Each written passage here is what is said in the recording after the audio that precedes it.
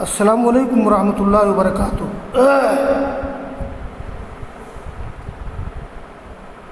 باب تغلیظ الکذب علی رسول اللہ صلی اللہ علیہ وسلم۔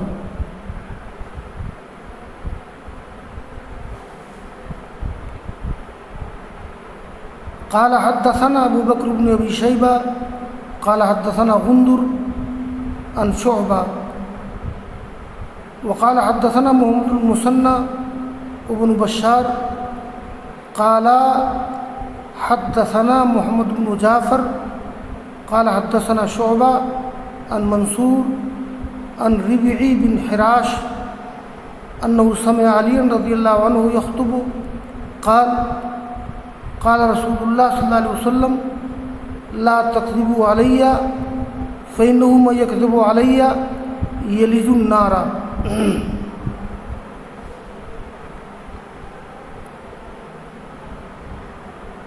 یہ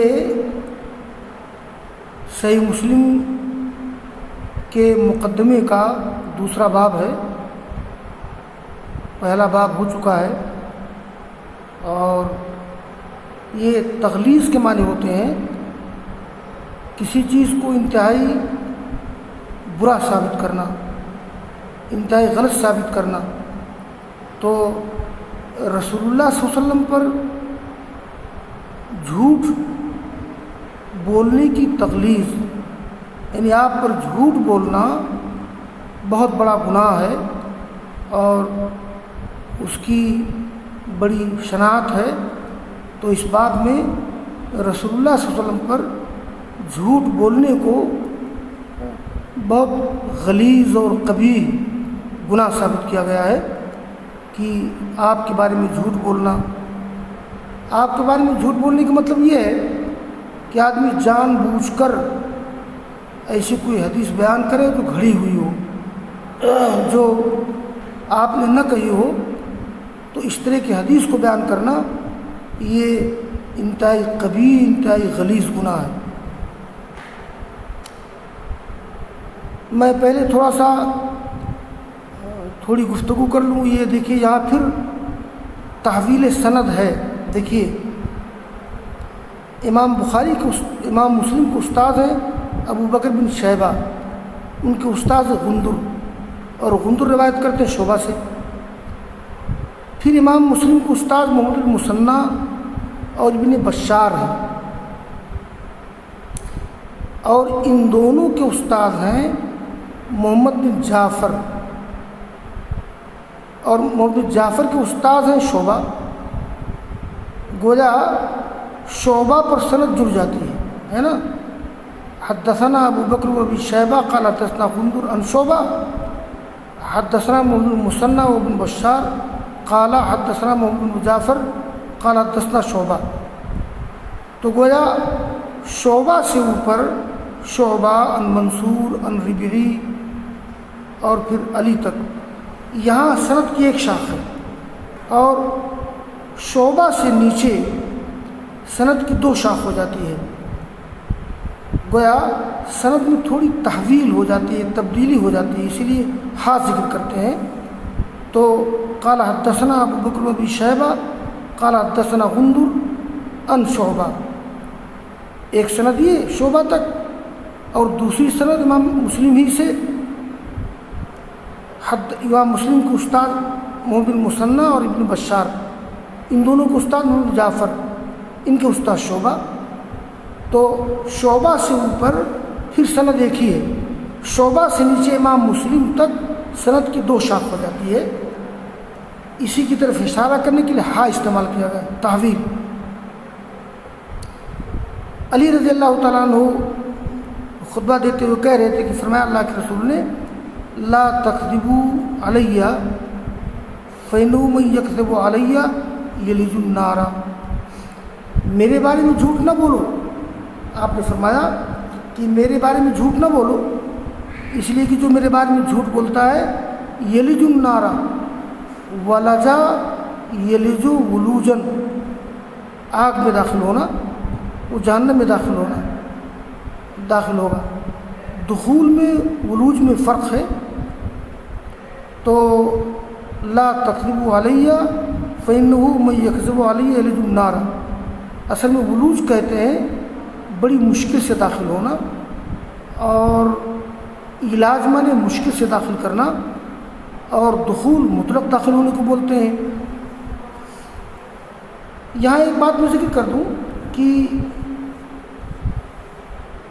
رسول اللہ صلی اللہ علیہ وسلم کے بارے میں جھوٹ بولنا، یعنی آپ کی طرف منسوب کر کے جھوٹ روایت بیان کرنا، یہ انتہائی غلیظ اور حرام ہے.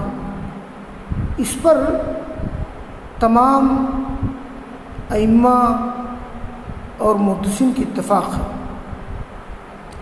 البتہ ایک فرقہ ہے، فرقہ کرامیہ. فرقہ کرامیہ کے بانی ہیں محمد بن کرام. تو فرقہ کرامیہ کے لوگ اور بعض جاہل صوفیہ، ان کا کہنا یہ ہے کہ ترغیب و ترہیب کے لیے حدیث گھڑ سکتے ہیں، یعنی کسی کو نیک کام کی طرف لانے کے لیے، کسی کو برائی سے دور کرنے کے لیے، جہنم سے ڈرانے کے لیے. ترغیب مانے رغبت دینا نیک کاموں کی، اور ترغیب مانے ڈرانا جہنم وغیرہ سے، برے کاموں سے. تو فرقہ کرامیہ کے لوگ اور بعض جاہل صوفیہ کا یہ نظریہ ہے کہ یجوز الکذب علی رسول اللہ صلی اللہ علیہ وسلم للترغیب والترہیب، یعنی ترغیب و ترہیب کے لیے حدیث گھڑنا جائز ہے، اس لیے کہ اس سے دین کا نقصان نہیں ہوتا ہے.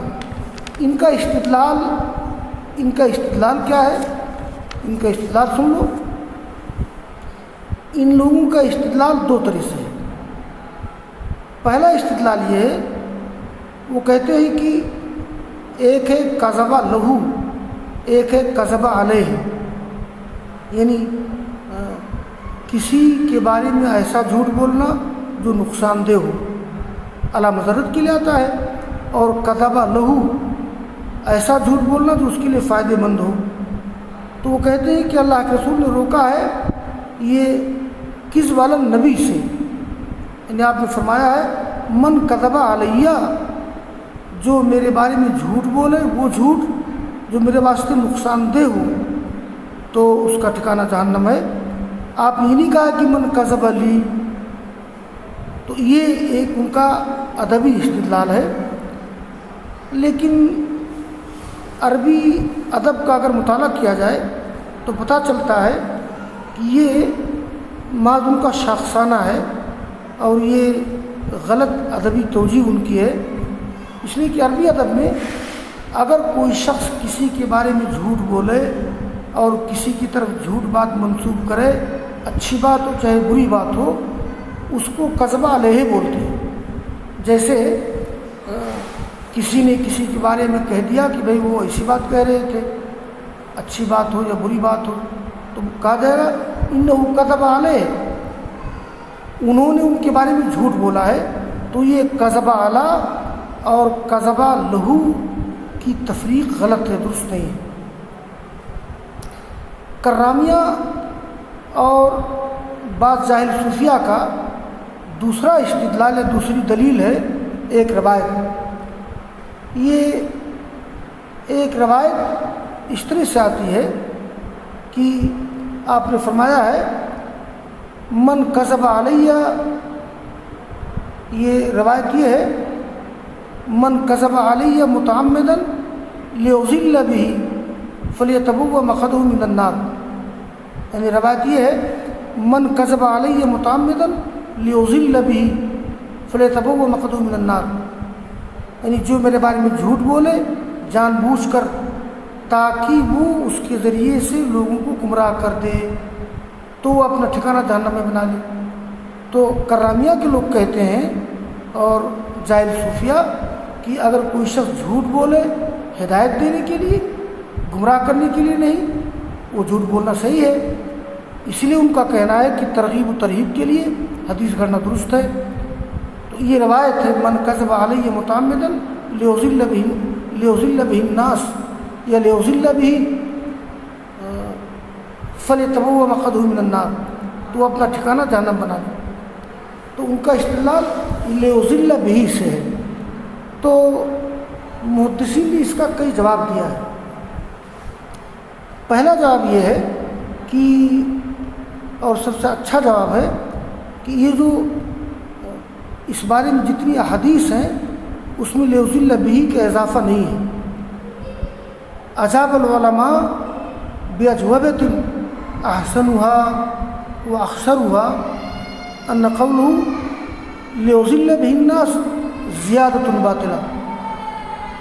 تمام حفاظ محدثین نے یہ بات کہی ہے کہ یہ جو جملہ ہے لیوزل به الناس، یہ زیادتی باطل ہے، یعنی یہ حدیث کا صحیح ٹکڑا نہیں ہے، یہ کسی منچلے نے حدیث رسول میں اس ٹکڑے کو شامل کر دیا ہے۔ تو ایک جواب یہ ہے کہ حاضی زیادۃ باطلہ، یہ جواب دیا ہے امام ابو جعفر طحاوی نے، اور دوسرے محدثین نے اس کا جواب دیا ہے حاضی زیادۃ باطلہ۔ دوسرا جواب، اور اگر اس ٹکڑے کو صحیح مان لیا جائے تو ابو جعفر طحاوی کہتے ہیں کہ لیوزل به الناس یہ تاکید کے لیے ہے، یعنی کسی نئے معنی کو پیدا کرنے کے لیے نہیں ہے۔ جیسے اللہ تعالیٰ کا قول ہے فمن اظلم ممن افترا علی اللہ کذبا لیضل الناس، اس سے بڑا ظالم کون ہے جو اللہ کے بارے میں جھوٹ بولے تاکہ لوگوں کو گمراہ کر دے۔ تو اس میں لیضل به الناس جو ہے یہ فمن اظلموں کی تاکید کے لیے ہے، مطلب یہ ہے کہ اللہ کے بارے میں جھوٹ بولنا یہ گمراہ کرنا ہے۔ تو لیضل به الناس تاکید کے لیے ہے، تاسیس کے لیے نہیں ہے یا تعلیل کے لیے نہیں ہے۔ تو جیسے اللہ کے بارے میں جھوٹ بولنا یہ گناہ ہے اور گمراہی کا سبب ہے، اسی کی تاکید کے لیے کہا گیا لیضل الناس۔ ایک تیسرا جواب یہ دیا گیا ہے کہ کئی جوابات ہیں، تیسرا جواب یہ دیا گیا ہے کہ لیضل به الناس میں لام تعلیل کے لیے نہیں ہے بلکہ لام سیرورت کے لیے ہے۔ ایک لام آتا ہے علت اور سبب بتانے کے لیے، ایک لام آتا ہے انجام بتانے کے لیے، لام السیرورہ ساتھ سے یا لام العاقبہ۔ تو اگر اس ٹکڑے کو صحیح مان لیا جائے تو اس میں لام تعلیل کے لیے نہیں ہوگا، لام سیرورت کے لیے ہوگا، لام انجام بتانے کے لیے ہوگا۔ مطلب یہ ہو جائے گا کہ جو شخص میرے بارے میں جان بوجھ کر جھوٹ بولے جس کا انجام یہ ہوگا کہ لوگوں کو گمراہ کر دے گا تو وہ اپنا ٹھکانہ جہنم میں بنا لے۔ تو یہ جو استدلال ان کا ہے من کذب علیہ متعمدا فلیتبوأ لیضل به فلیتبوأ مقعدہ من النار۔ تو اس کے تین جواب ہیں۔ ایک تو یہ کہ لیضل به کی زیادتی باطل ہے، صحیح نہیں ہے۔ دوسرا جواب یہ ہے کہ لام تاکید کے لیے ہے، اور تیسرا جواب یہ ہے لام سیرورت اور عاقبت کے لیے ہے، یعنی لام انجام بتانے کے لیے ہے۔ لہذا کرامیہ اور بعض ظاہر صوفیہ کا یہ کہنا کہ نبی کے بارے میں جھوٹ بولنا درست ہے اگر ہدایت دینے کے لیے ہو، ترغیب و ترہیب کے لیے، تو یہ ان کا عقیدہ باطل ہے، ان کا نظریہ باطل ہے۔ چلیے آگے کی روایت ہے، یہ قال الامام مسلم حدثني زهير بن حرب قال حدثنا اسماعیل یعنی ابن علیہ عن عبد العزیز بن صہیب عن انس بن مالک انه قال انه لا يمنعني ان احدثكم حديثا كثيرا ان رسول الله صلى الله عليه وسلم قال من تعمد علي كذبا فليتبوأ مقعده من النار۔ یہ صحابہ کرام احادیث رسول بڑی احتیاط سے بیان کرتے تھے تاکہ اللہ کے رسول کے بارے میں جھوٹ بولنے کا الزام نہ آ جائے یا جھوٹ بولنے کا ارتکاب نہ ہو جائے۔ انس بن مالک کہتے ہیں کہ مجھے تم لوگوں سے زیادہ حدیث بیان کرنے سے صرف یہ چیز مانے ہے کہ اللہ کے رسول نے فرمایا ہے من تعمد علیہ کذبا، جو جان بوجھ کر میرے بارے میں جھوٹ بولے تو اپنا ٹھکانہ جہنم میں بنا لے۔ یہاں ایک فائدہ اور بتا دوں میں کہ جان بوجھ کر جھوٹ بولنا گناہ ہے، لیکن اگر ایک شخص اس کو تحقیق نہیں ہے، وہ جانتا ہے کہ فلاں اللہ کے رسول کی حدیث ہے، حدیث رسول سمجھ کر بیان کرتا ہے، اس کو تحقیق نہیں ہے، یعنی بغیر جانے بوجھے اگر کوئی کسی گھڑی ہوئی روایت کو جان بوجھ کر بیان کرے تو انشاءاللہ گنہگار نہیں ہوگا۔ آگے کی روایت ہے حدثنا محمد بن عبید الغبری قال حدثنا ابو عمانہ عن ابی حسین عن ابی صالح عن ابی ہریرہ قال قال رسول اللہ صلی اللہ علیہ وسلم من کذب علی متعمدا فلیتبوأ مقعدہ من النار۔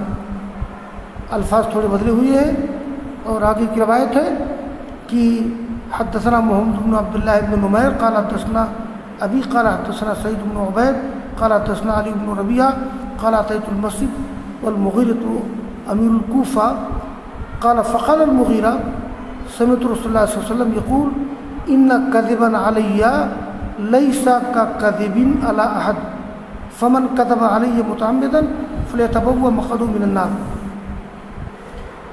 علی بن ربیعہ کہتے ہیں کہ میں آیا مسجد میں اور مغیرہ کوفہ کے امیر تھے، اس سے مراد کوفہ کی مسجد ہے۔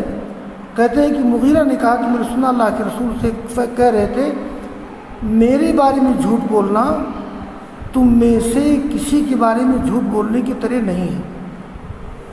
مطلب یہ ہے کہ نبی کے بارے میں جھوٹ بولنا، ویسے تو کسی کے بارے میں جھوٹ بولنا گناہ کبیرہ ہے، لیکن نبی کے بارے میں جھوٹ بولنا بہت بڑا گناہ ہے، گناہ کبیرہ ہے، گناہ کبیرہ ہے، گناہ کبیرہ ہے۔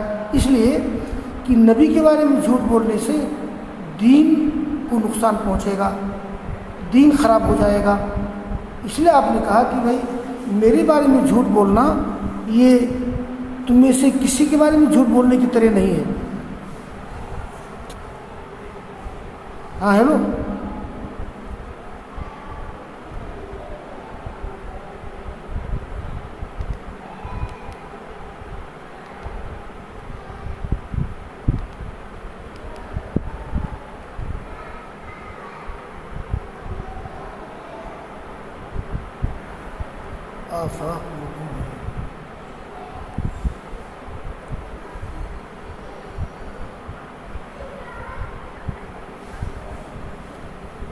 ہاں ہیلو، کٹ گیا تھا کیا؟ جی اچھا ٹھیک ٹھیک، ہاں سنو، باب ختم ہونے والا ہے۔ ہاں یہ